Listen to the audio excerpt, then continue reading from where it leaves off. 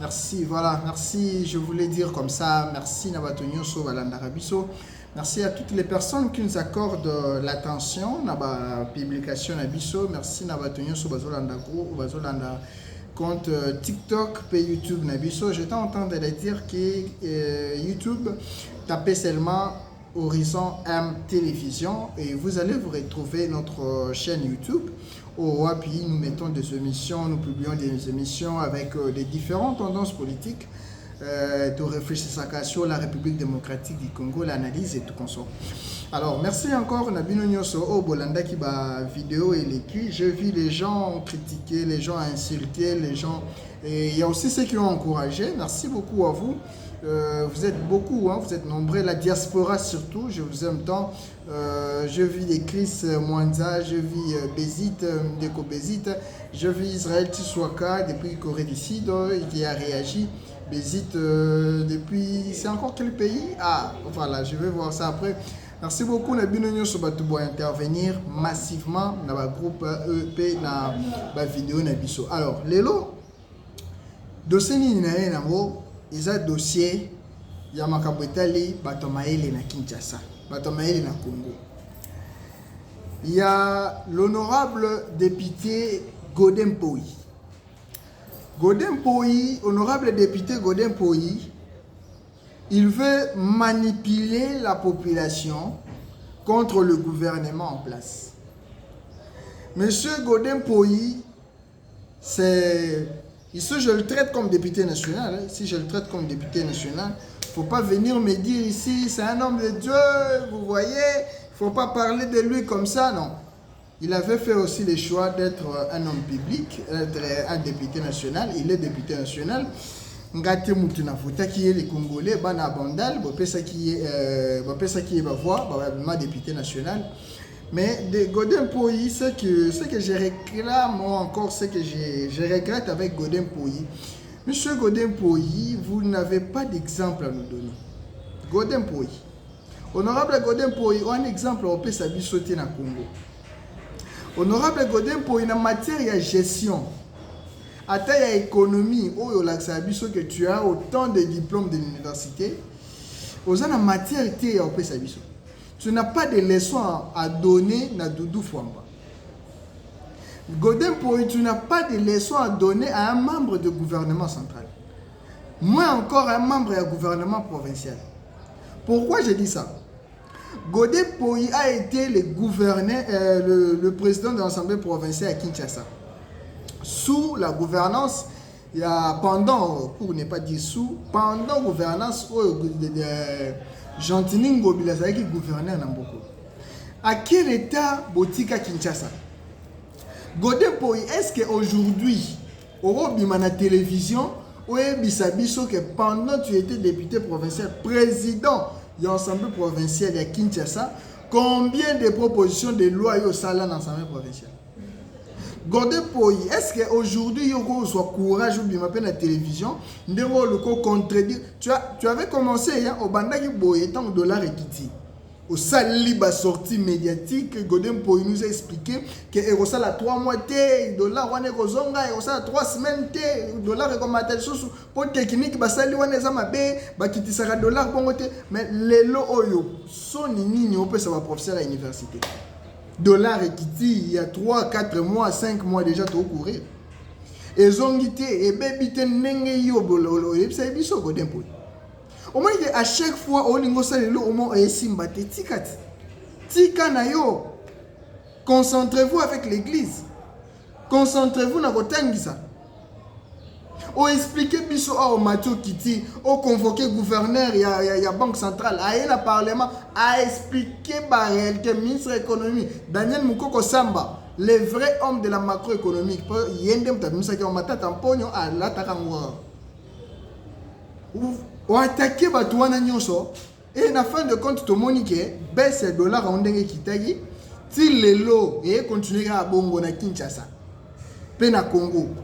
Si vous avez vérité au Godem Poyi lobaka. Na nini autre lo babando botamo loba pe vérité ku kisama. Lelo oyo problème comme yo gouvernement atikali ko futa ba fonctionnaire que pendant période ba fête nyoso ba fêter na mpiaka. Tika ko zo ba information balabala Godin Poyi. Godin Poyi tika honorable Godin Poyi tika ba information balabala. Méfie-toi de l'information officielle. Ba biso to kendo sola ba mir. Téléphone sonna qui moutaja solo na mir. Mais quand tu dis que le gouvernement est foutu, faut que ça doudou fouamba asa incompétent. Qu'est-ce qui vous dit ça? Pour bateau ba jouer mbongo basali. Mbongo pesa maki na retard certes, mais et pesa maki na décembre. Godin Poyi, il faut éviter ça. Vous n'avez rien à nous apprendre. Au gérant l'Assemblée provinciale à Kinshasa Mabé. Jantini ngobila sala dynamique ngobila na kati l'Assemblée provinciale na yo moko zara na kati. Jantini ngobila pesa bino mbongo. Pour finir gestion na yebo interpeller ke ba ministre nete. Ministre santé Lisa ne balemba famille ne balemba yoso nini ba salara na gouvernement. Et puis Godin Poyi vous étiez yo zala ki président l'Assemblée provinciale. Nini au salaire à la tête de l'Assemblée provinciale. Au salaire du peuple quinois c'est le côté. Ba kino ba moni na bango pour na yote. Au salaire fondation Godin Poyi pour ba komba kanzela na cadre projet qui ne peut donc gentini ngobela pession bonga qui ne peut pour bino pesa batu yo créer fondation de Godin Poyi o ezala ki na vision pe mission ka moko yo komba prince abandal kobanda maya makelele et bloc et côté et l'église na o esili fondation Godin Poyi suka ka wana. Et aujourd'hui, vous avez les kilos de revenir pour nous avoir un service sur la ville. Tika. Tout ça sur la air moroté à République Moro Yorobanda Kobanga Moutou soit maëlete ko ebiseti ka maëlete. Godin Poyi oza maëlete, oza maëlete, koza maëlete eza injurité, eza catégorie hein parce que l'intelligence par définition sa capacité à trouver une solution à un problème donné. Au yen l'Assemblée provinciale à Kinshasa, on trouve problème d'insécurité, on trouve problème à maille, on trouve problème à courant, on trouve problème il y a infrastructure, on trouve problème à érosion, on trouve problème il y a problème à alimentation, on trouve problème il y a tapage sonore et nini natanga lisusu.